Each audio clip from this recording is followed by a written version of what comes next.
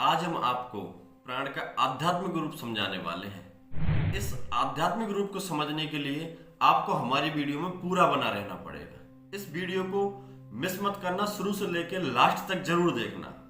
अगर प्राण को आप समझ जाएंगे तो शरीर की कुंडलिनी के चक्र, सांस प्रश्वास आदि आप बहुत चीजों को जान सकते हैं। चलिए आगे चलते हैं और बताते हैं।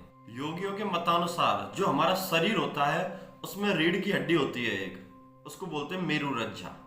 मेरु रज्जा के दोनों तरफ इड़ा और पिंगला नाम की दो ग्रंथियां होती हैं। इड़ा जो होती है वो दाहिने तरफ होती है और जो पिंगला होती है वो बाईं तरफ होती है।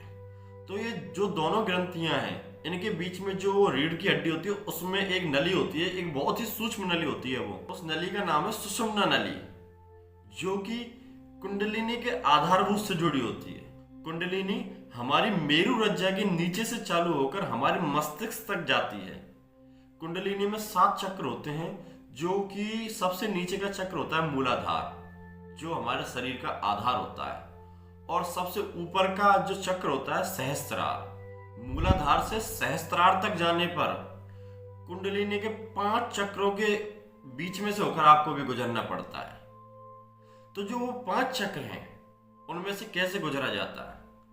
तो जैसे जैसे आप इन चक्रों को पार करते चलेंगे वैसे वैसे आपके मन के स्तर खुलते हुए चलेंगे, आपको आध्यात्मिक दर्शन होते हुए चलेंगे। जैसे जैसे आप मूलाधार से आप दूसरे चक्र, तीसरे चक्र, चौथे चक्र, आप सहस्त्रार चक्र तक आएंगे तो आपको अध्यात्म का एक प्रकाश अनुभव होगा, जो कि सारे संसार को, आपके शरीर को, आपकी आत्मा से अलग कर देगा। आप तब समझेंगे कि जो ये शरीर है और जो आत्मा है वो हमारे लिए नहीं है, वो इस संसार के लिए है। हमारा जीवन किस लिए है इस पृथ्वी पर, हमारा जन्म क्यों हुआ है इस पृथ्वी पर, यह आपको जानने के लिए कुंडलिनी को जागृत करना होगा।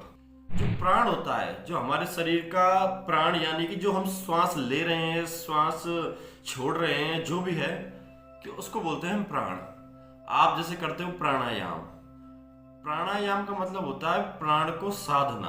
आयाम यानी साधना, प्राण को साधना ही प्राणायाम कहलाता है। जैसे दोस्तों विद्युत को एक जगह से दूसरी जगह ले जाने में तार की आवश्यकता होती है, उसी तरह हमारे शरीर में जो ये नाड़ियां हैं, जो ये ग्रंथियां हैं, वो तार रूपी संचार माध्यम का काम करती हैं।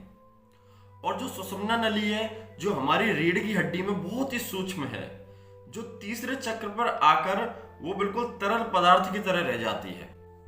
लेकिन क्या आपको पता है कि शरीर में कौन से 7 चक्र होते हैं? देखो, सबसे नीचे आता है मूलाधार, दूसरे नंबर पर आता है स्वादिष्ठान, तीसरे नंबर पर आता है मणिपुर जो नाभि में होता है, चौथे नंबर पर आता है अनाहत जो कि हमारे फेफड़ों के बीच में होता है, और 5वें नंबर पर आता है विशुद्धि जो हमारे सीने पर होता है, और 6ठे नंबर पर आता है आज्ञा कंठ पर, और जो सबसे लास्ट होता है सहस्त्रार, वो हमारे मस्तिष्क पर होता है जो पीछे की तरफ होता है। तो जो ये 7 चक्र हैं, आप मानोगे नहीं, अगर व्यक्ति ने ये अपने 7 चक्र जागृत कर लिए ना, अगर जो अपने 7 चक्र व्यक्ति ने जागृत कर लिए, तो वो ना एक आध्यात्म रूपी, एक बलवान, एक ज्ञानवान इंसान बन जाता है।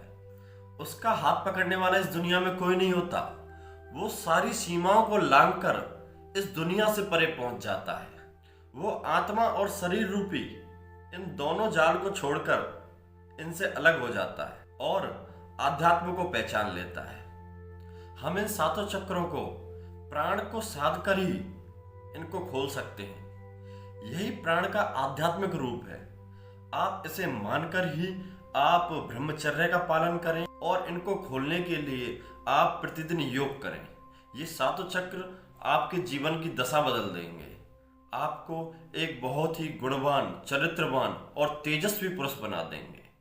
धन्यवाद दोस्तों। अगर वीडियो पसंद आई हो तो इस वीडियो को लाइक करके जरूर जाएं और हमारे चैनल को सब्सक्राइब जरूर कर लें।